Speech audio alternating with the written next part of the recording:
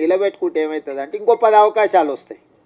మనం అవకాశం ఇచ్చినప్పుడు దీన్ని సరిగ్గా మనము ప్రజల ముందర కొంచెం మన గౌరవం పెరిగేటట్టు మనం వివరించకపోతే ఇక వీళ్ళకి ఇస్తే గింతేనా, వీళ్ళు మారరు, వీళ్ళు గిట్లనే ఉంటారు అంటే నేను జర ఓపెన్ అయ్యి చెప్తున్నా. మీతో ఎందుకు చెప్తున్నానో దీన్ని అర్థం చేసుకోరి.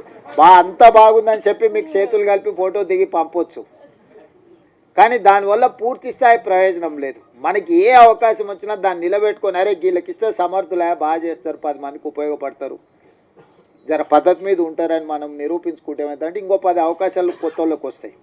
మనం దాన్ని ఆ అవకాశాన్ని మనం సరిగ్గా ఒడిసి పట్టుకోకపోతే ఏమవుతుందంటే ఎక్కడో ఒక దగ్గర ఏ ఇళ్ళకి ఇస్తే గిట్టనే చేస్తారా అని మీకు మాకు ఆ చెడ్డ పేరు రావద్దు. అందుకోసమని ఇచ్చిన అవకాశాలు ఇచ్చిన వాళ్ళకే కాదు, రేపు వచ్చే అవకాశాలలో ఏ ఉద్యోగం వచ్చినా ఎవరన్నా మనోళ్ళు వస్తే కూసబెట్టి మర్యాద ఇచ్చేవాళ్ళు పని ఉంటే చేసి పెట్టురు, లేకపోతే వాళ్ళకు సలహా ఇయ్యరు. ఒకసారి వాళ్ళకి తెలియదు, పాపం ఎక్కడి నుంచో కింద నుంచి కష్టపడి వస్తాడు,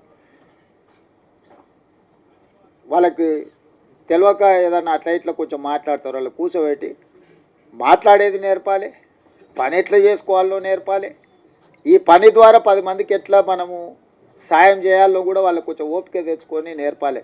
మేము అయిపోయినాం కాబట్టి మేము ఇంకా మిగతా వాళ్ళకి మేము పెద్దగా చెప్పము అనే విధానం మనకు ఉండొద్దు.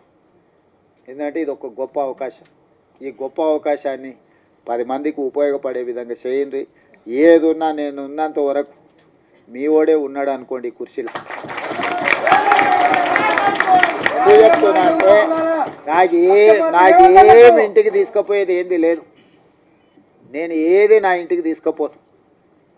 10 మంది ఇబ్బందులు ఉన్న వాళ్ళకి సాయం చేయడానికి నేను ఉన్నా. నాకు పేరు తప్ప ఇంకేంది లేదు. అరే నన్ను కనిపిస్తే మీరు నమస్కారం పెడితే నాకు సంతోషం అవుతుంది అంతే. అరే మాకు అన్న చేసి నమస్తే అన్న, నన్ను గుర్తుపట్టకపోయినా, నేను మిమ్మల్ని గుర్తుపట్టకపోయినా నమస్తే పెడితే నేను చేసిన పనికి నాకు సంతోషం కలుగుతుంది. నేను అంతమించి మీ నుంచి ఏం ఆశిస్తలేదు. ఆయన సతీష్ మాదిగా నేను పొట్టేలు కోసి దావతీయమని కూడా నేనేం అడుగుతలేదు. ఆయన కూడా అప్పుడప్పుడు చెప్తుంటా కానీ వినడు, అప్పుడు అట్లా ఇట్లా చేస్తుంటాడు. ఆయన దృష్టిలో పెట్టుకొని ఇప్పటి దగ్గర చెప్పిన శిలక్కి చెప్పినట్టు చెప్తినరా నాయన నీకెందుకు నేను ఉన్నా కదా అని అంటే ఉన్నట్టు ఉంటాడు, అప్పుడే అట్లా పోయేస్తాడు.